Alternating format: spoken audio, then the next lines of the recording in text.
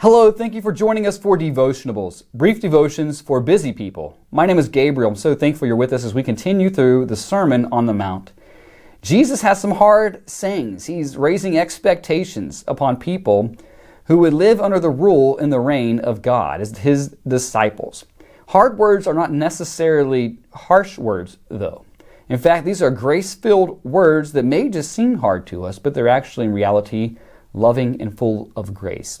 Jesus is talking about marriage. He's talking about, raising the standard that Moses had permitted because of hardness of heart, Jesus says in another gospel, for people to write a certificate of divorce. I'm quoting from Matthew 24. Jesus saying, it's not good enough, guys.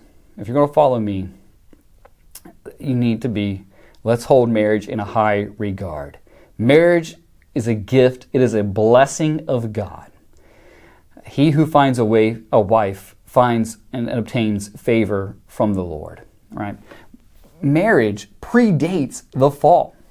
Some people joke and you think about, you got your spouse, whether it's whatever words they may come up with, right? But marriage is a blessing. It predates the fall, just as work does. These things aren't curses. Now, marriages are harder. Work is harder because of indwelling sin and sin in the presence of others, Satan ruling in this world, right? And we need to realize that. Marriage is a gift. One of the biggest mistakes that we have seen in this country, in the United States, and we have seen throughout Western civilization, is the normalization of no-fault divorce. And even that no-fault divorce was accepted, and now it's normalized and sometimes even cheered. And I think we see the ramifications throughout our society and throughout the culture at large, just saying, man, if we can trace these problems back, it really goes a lot of things back to that decision. But God's people, we are called to be salt and light. Jesus just said those words earlier. So in our relationships, they're to be remarkably different from that of the world, especially the marriage relationship. Remember what high standards Paul put on husbands and wives in Ephesians 5, right? Wives, submit to your husbands. Husbands, love your wives as Christ loved the church and gave himself up for her, right? These commandments flow out of Ephesians 5, 18 through 21.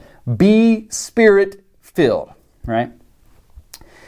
Part of living under the rule and the reign of God as his disciples, the Spirit-filled life, living as he has called us to live. And so let's dive in and read this passage. And admittedly, there are different positions held on divorce and remarriage in the church. I know 4 off the top of my head, 3 of which I think they argue biblically. All right. The 4th, I find no grounds for whatever, and that is just divorce happens and then just kind of remarriage, whatever. I think you got to be careful. That could lead to a flippant view of marriage. That's what Jesus is talking about not having here in Ephesians 5. There's a permanence view that says, hey, you're married for life. There's no divorce. There's divorce only in the grounds of marital unfaithfulness, in which no remarriage is even permitted, but you may have the divorce. The third position, 4th, because we mentioned the 4th and the 1st, is that if there's a biblical grounds for divorce, there's biblical grounds for remarriage. Those are the 4 positions, and we could get into those when we'll go through all the scripture. And what I want to say, mainly today, is just a couple thoughts. One, don't let your circumstances or relationships you have with other people or even your own experience define or guide you on this. Let Scripture guide you more than those circumstances and relationships, which is hard to do because we live in the world where we all know people who have been divorced. Maybe you have been divorced, right?